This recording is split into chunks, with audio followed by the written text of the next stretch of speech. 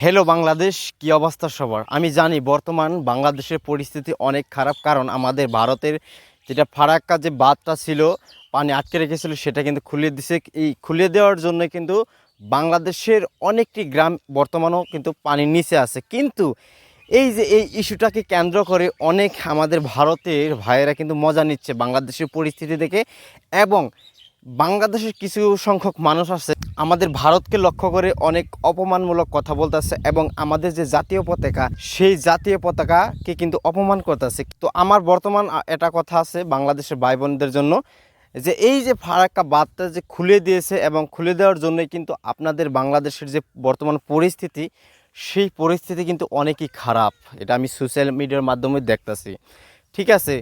কিন্তু একটা কথা আপনারা কি ক্যালকুলেশন করছেন যে এই ফারাক্কা যে বাঁধটি কেন খুলে দিল ভারত? এবং এই ভারত খুলে দেওয়ার জন্য কিন্তু বর্তমান বাংলাদেশের পরিস্থিতি অনেক ভয়াবহ পরিস্থিতি। অনেক গ্রাম বর্তমানে কিন্তু পানির নিচে চলে গিয়েছে, বর্তমান অবস্থায় কিন্তু আছে পানির তলের নিচে।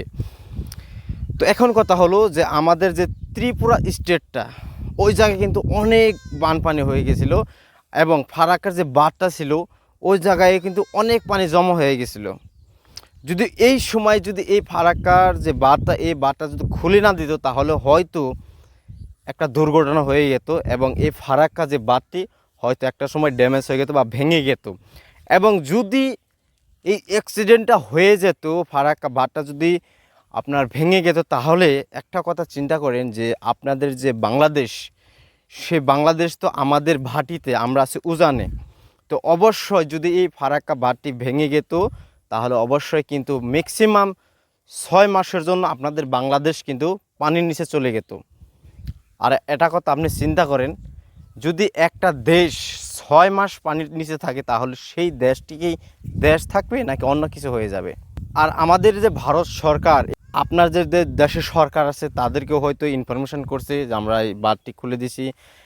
তো এটা রিকোয়েস্ট করবো আপনাদেরকে, যে বর্তমান যে আপনাদের যে পরিস্থিতি অনেক খারাপ, আমি উপরওয়ালার কাছে প্রার্থনা করি যে যাতে উপরওয়ালা আপনাদেরকে হেফাজতে রাখুক।